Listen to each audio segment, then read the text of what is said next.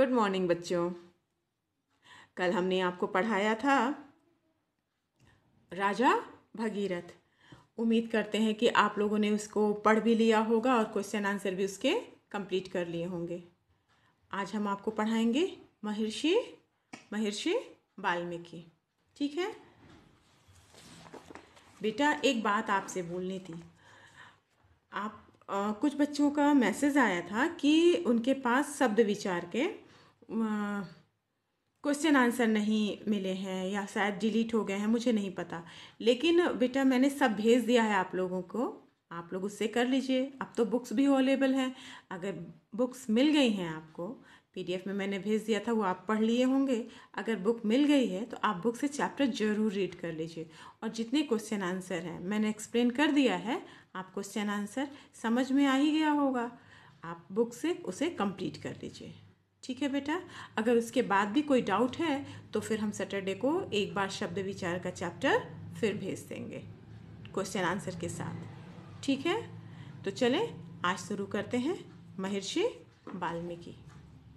ठीक है, चैप्टर 4। कहा जाता है कि महर्षि वाल्मीकि ने ही क्या किया था, लौह कुश की शिक्षा दीक्षा पूरी की थी। अब लौह कुश कौन है ये आपको पता है।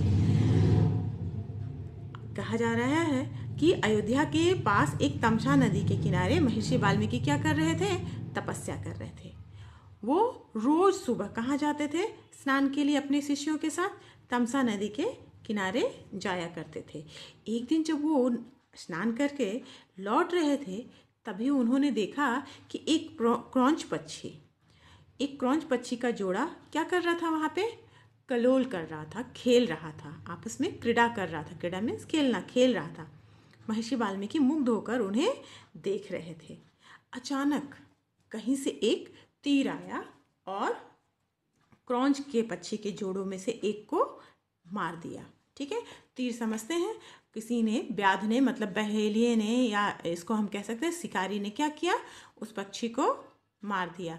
तो एक पक्षी क्या हुआ, मरकर नीचे गिर गया। दूसरा साथी जो उसके साथ था वो क्या हुआ, उसके पास बैठकर क्या किया, रोने लगा।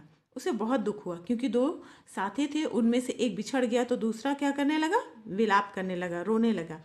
इस दुखदाई दृश्य को देखकर, इस करुण दृश्य को, करुण मतलब होता है दुखदाई, जो हमें रुला दे, जो आंखों में आंसू ला दे, करुण दृश्य को देखकर, दुख वाले दृश्य को देखकर वाल्मीकि के मुंह से महर्षि वाल्मीकि के मुंह से अचानक ही एक कविता फूट पड़ी। उन्होंने कहा, मां निषाद प्रतिष्ठाम त्वं गमः शाश्वती समाः यत् क्रौंच मिथुनादमेकम अवधि काम मोहितम। मां निषाद, मां निषाद का मतलब है हे व्याध, तुमने काम में मोहित क्रौंच पक्षी के जोड़ों में से एक को मार दिया, इसलिए तुम चिरस्थायी, चिरस्थायी मतलब लंबे समय तक शांति को प्राप्त नहीं कर सकोगे। क्यों? क्योंकि उस समय दो पक्षी आपस में क्या कर रहे थे, क्रीड़ा कर रहे थे, और उनमें से क्या किया उसने, शिकारी ने एक पक्षी को मार दिया, जिसे दूसरा पक्षी दुखी होकर विलाप करने लगा था। महर्षि ने आगे चलकर विश्व प्रसिद्ध कौन सी किताब लिखी थी, उन्होंने रामायण की रचना की थी। रामायण की रचना वाल्मीकि ने की थी। माना जाता है कि इनका जन्म बहुत वर्षों, सहस्त्रों वर्षों पूर्व हुआ था। ये कब कहाँ जन्मे थे इसकी कोई निश्चित तिथि या डेट किसी को पता नहीं है।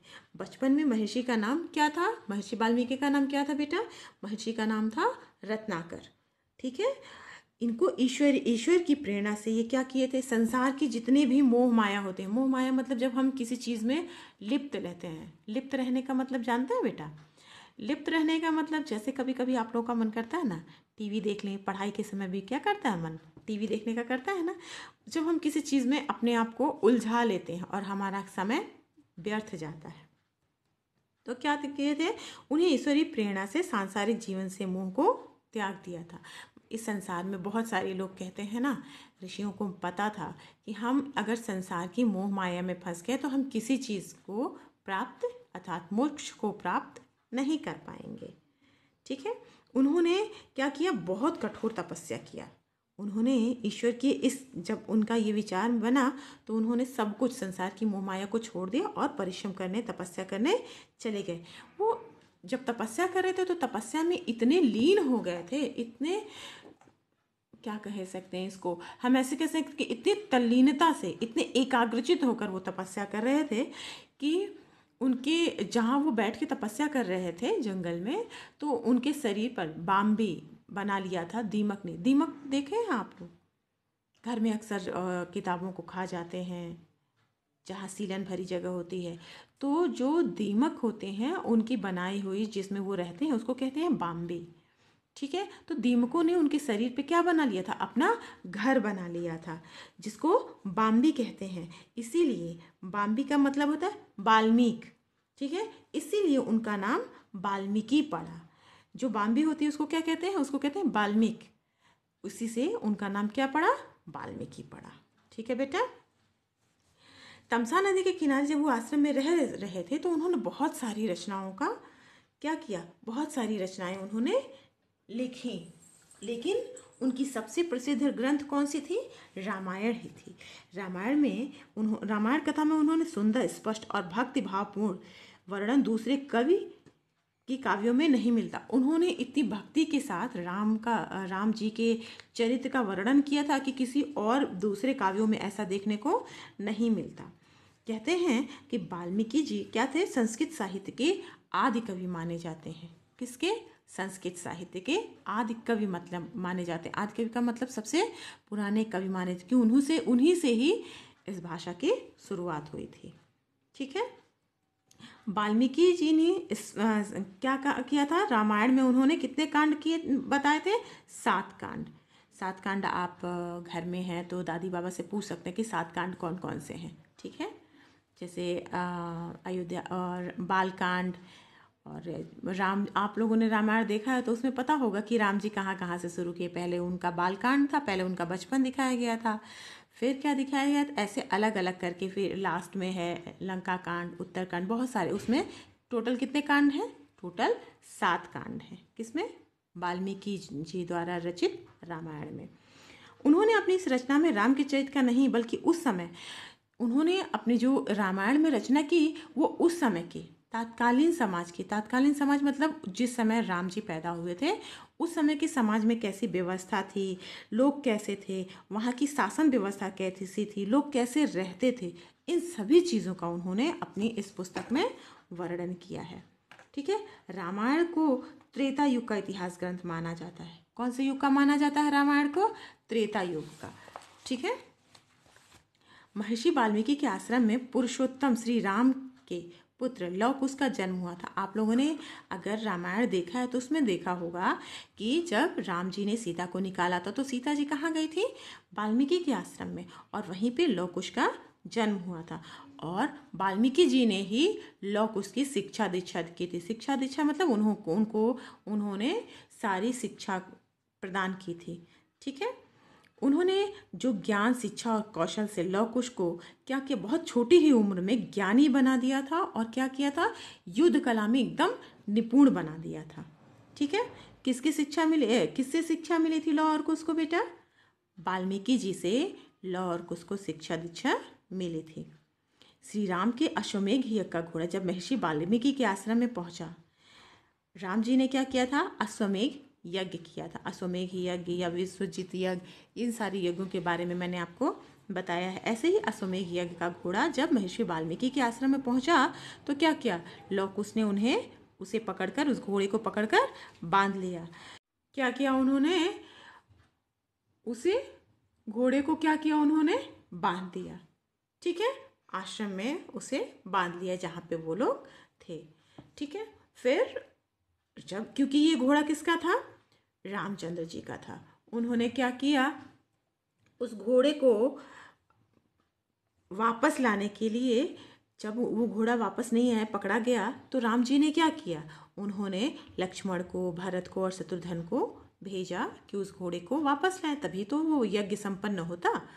तो वो लोग जब गए तो लव कुश से वो क्या हुए, पराजित हो गए। ठीक है, और लव कुश ने उन्हें पराजित कर दिया। कैसे, असीम शक्ति थी उनके पास। असीम शक्ति और अपनी प्रतिभा, मतलब जो उनके पास टैलेंट था उसका उन्होंने परिचय देते हुए, जबकि लक्ष्मण, भरत और शत्रुघ्न ये लोग भी एक महान योद्धा के रूप में ही थे, लेकिन लौ और कुश से वो पराजित हो गए। ठीक है। फिर उसके बाद जब श्री रामचंद्र जी आए तो उन रामचंद्र जी ने उनकी वीरता और बुद्धि को जब देखा तो वो बहुत आश्चर्यचकित, हतप्रभ रह गए। हतप्रभ मतलब वो बहुत ही आश्चर्यचकित रह गए। उनका यह पराक्रम महर्षि वाल्मीकि की शिक्षा दीक्षा का परिणाम था। जो रामचंद्र जी ने देखा कि किसको, खुद रामचंद्र जी को ही आना पड़ा, तो उन्हें उनकी वीरता देखकर वो क्या हो गए, एकदम आश्चर्यचकित हो गए। और ये सब किसकी देन थी, ये सब महर्षि वाल्मीकि की देन थी। उन्होंने जिस प्रकार की शिक्षा दीक्षा किसको दी थी, लौ और कुश को। उन्होंने महर्षि वाल्मीकि जी ने शिक्षा दीक्षा के साथ ही साथ उन्हें युद्ध कला का भी बहुत बेहतरीन ज्ञान दिया था।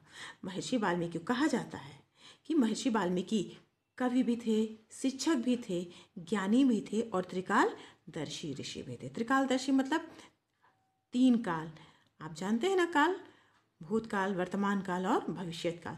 भविष्य काल तक को देखने की क्षमता उनमें थी। रामायण ग्रंथ भारत का ही नहीं बल्कि सारे संसार की के लिए एक अनमोल कृति है। महर्षि वाल्मीकि को उनकी शिक्षा, नीति, दूरदर्शिता, दूरदर्शिता का मतलब होता है बेटा कि हम किसी चीज़ के जैसा होता है, जैसे होता है ना कि हमें पता हो, जो बच्चा खूब मेहनत करके पढ़ता है उसे सभी को पता रहता है कि बच्चा बहुत अच्छे मार्क्स लाएगा। इसी तरह से किसी चीज़ को देखकर दूरदर्शिता, दूर की चीज़ों को सोच लेने की क्षमता। ठीक है। दूरदर्शिता तथा कृतियों के कारण जो उन्होंने रचनाएं लिखी, इन सभी चीज़ों के कारण लोग आज भी उन्हें सम्मान और आदर के साथ याद करते हैं। किसको याद करते हैं बेटा, महर्षि वाल्मीकि जी को। ठीक है। आज ये चैप्टर कंप्लीट हो गया। ये सारे क्वेश्चन आंसर हम आपको PDF के थ्रू भेज देंगे। ये चैप्टर भी हम आपको भेज देंगे, आप इसको कंप्लीट कर लीजिएगा बेटा। और सेकंड थिंग्स कि जब भी आपके पास अगर बुक अवेलेबल हो गई है तो दैट्स गुड, तो बहुत अच्छी बात है। अगर नहीं भी है तो PDF में हम जो भेजते हैं बेटा उसको आप रीड ज़रूर कर लिया करिए। बहुत ज़रूरी होता है कि आप चैप्टर को पढ़ें। चैप्टर पढ़ने से चीज़ें और आसान हो जाती हैं। जो आप सुनते हैं, हम आपको जो बता रहे हैं वो, और आप जब पढ़ेंगे तो काफ़ी आसानी से चीज़ें समझ में आपके आ जाएंगे। ठीक है बेटा, आज के लिए बस इतना ही। थैंक यू बेटा।